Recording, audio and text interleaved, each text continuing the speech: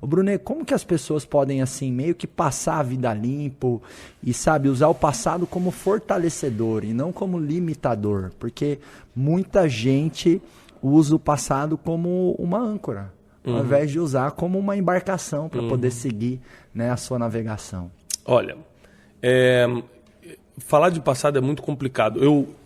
Basicamente, a minha mensagem é sobre princípios. Né? A mensagem da minha vida é cumpra princípios. Que você vai viver promessas, inclusive as promessas divinas, que é o que eu carrego dentro de mim. Só que é uma covardia quando você fala assim, por exemplo, um dos princípios que eu chamo de princípios milenares, que são os princípios que estão na sabedoria milenar, que é a Bíblia, é honra pai e mãe. Mas se você fala assim, olha, cara, honra teu pai e tua mãe, aí vai vir uma pessoa, como eu já escutei, a pessoa fala assim, só que a minha mãe me abandonou para casar com outro cara, eu fui criado por uma vizinha. E eu tive que passar Natal sentado em sofá com eles na mesa, porque eu não podia comer na mesa. Então como é que eu vou honrar um negócio desse? Então quando você consegue ensinar princípios, mas também ensinando a pessoa como cumprir, porque o passado é o maior inimigo do futuro, porque você fala, se eu cumprir o princípio do investimento, eu vou prosperar financeiramente. Mas peraí, você solta o princípio, mas não ensina como, você tem que lembrar que nesse como tem o passado da pessoa. Ela viu o pai perder tudo, ela investiu no negócio e perdeu. O passado está sempre atormentando as pessoas. Então, eu procuro ensinar o princípio, como cumprir o princípio e como você reeditar. Eu não acredito apagar o passado. Como assim apagar o passado? Você vai apagar a sua experiência, então? Vai apagar o que te trouxe até aqui? O que você tem que fazer é reeditar aquilo que traz dor para você, agora ser um fortalecimento. É o exemplo da ferida e da cicatriz. O passado ele pode deixar ferida ou cicatriz. Uma das maiores honras dos guerreiros da antiguidade era mostrar o tamanho das cicatrizes que tinham.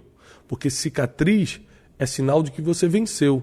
Cicatriz é uma recomendação de honra. Ferida está aberta, ela apodrece com o tempo. Então, o passado ele tem que deixar cicatriz e não ferida. Se deixar ferida, você adoece e morre. E às vezes o empresário ele fica com as seguintes feridas, o Brunet, porque ele não cicatriza, né? Por exemplo, ele contrata um funcionário que não dá certo, que rouba ele no financeiro, ou um gerente comercial que pega a base de clientes, que nem já aconteceu comigo, de um gerente comercial meu, na época do IBC, levar toda a nossa base de clientes para um concorrente. E aí você se traumatiza com aquilo e você generaliza e enviesa toda a sua experiência a partir daquilo. Ou seja, aquilo que te fez mal continua te fazendo mais mal ainda. E aí, a minha estratégia para não deixar que essas grandes dores se transformem em feridas, mas sim se tornem cicatrizes, é adicionar significado, sabe? E basicamente é perguntar, né, o que eu aprendo com isso? E aí você se torna mais experiente, mas você não se limita. Então, quando aconteceu isso da minha gerente roubar toda a nossa base de dados, sabe o que eu fiz? Eu falei o seguinte, pega no CRM aí, pessoal, e agora os vendedores não vão poder mais exportar dados, só vai poder ver de um em um cliente. Então, assim, eu derrubei a produtividade da equipe por causa daquele trauma. Então, enquanto ainda era ferida, além do prejuízo que eu tinha, estava continuando a dar mais prejuízo ainda. Você trava tudo, sem dúvida. Você trava tudo. E aí, quando eu falei, não, peraí, vamos aprender com isso? Vamos cicatrizar? Aí a gente criou um alerta de exportação, a gente criou um conjunto de regras que não permitissem que aquilo aconteceria de novo, mas que também não travassem com que a operação fosse produtiva, né? Eu acho que o que mais impede hoje o empreendedor de virar empresário, porque o empreendedor é a alma, né? O cara tá ali, é a alma. O empresário é quando o cara oficializa e começa. É justamente o passado. As experiências negativas, o medo. O medo é um sentimento que ele vem de experiências negativas no passado. Porque existe um medo comum, por exemplo, você chega no alto de uma montanha, olha para baixo, medo. Esse é o medo de alerta, esse é o medo comum. Esse você sempre tem que ter contigo. Porque ele te avisa, tem alguma coisa de errado. Você vai num ambiente, está tudo escuro, você escuta um barulho, você fala, opa, tem alguma coisa de errado. Medo normal, esse você tem que manter. Mas o medo que eu estou falando aqui é o medo emocional, que é o que te trava, é o que te paralisa. Ele é fruto de experiências negativas do passado. Então, por exemplo, o cara que vem de vários relacionamentos quebrados, com pessoas em geral, geralmente no casamento ele vai fazer alguma coisa para quebrar, por causa das mais experiências do passado. Então, se o empresário, para passar de empreendedor para empresário, né, ou seja, oficializar o empreendimento que ele faz, ele não reeditar algumas coisas do passado, o passado vai ser um fantasma que vai impedir ele de avançar, principalmente nos momentos mais difíceis, que é o momento que você tem que decidir rápido e certo. Porque o empresário que se dá bem é o que decide rápido e certo. Total. Senso de urgência, velocidade. O cara que sabe decidir rápido e certo, ele sai na frente. As maiores decisões que financeiramente me alavancaram, que alavancaram o meu negócio, foram decisões que eu tomei de um dia para o outro. Hoje não existia. À noite que surgiu, de manhã eu decidi, bum, explodiu.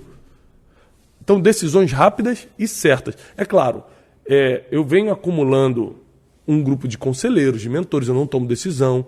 Eu sou um cara espiritualizado, então eu acredito no poder da oração, que muita gente acha que oração é religião, mas oração é consultar quem já te viu no futuro.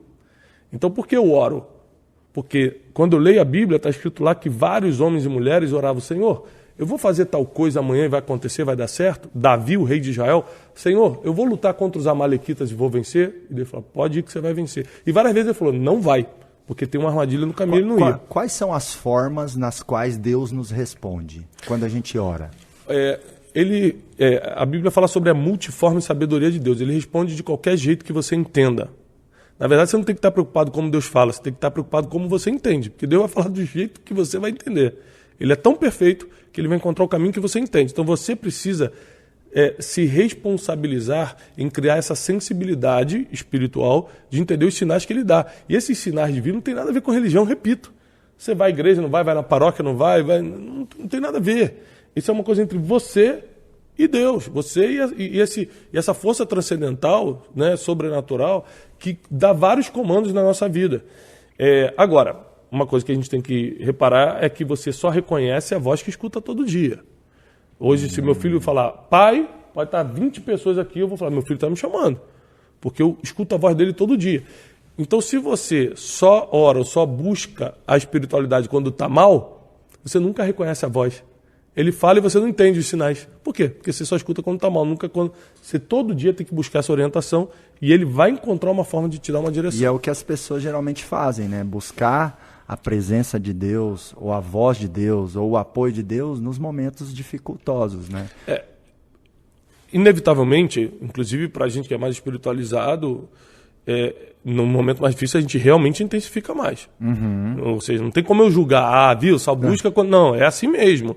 Mas o que eu estou dizendo é que nos dias bons você também não esquecer. Isso, Lógico que nos dias maus você vai ficar muito mais intenso, porque você está precisando muito.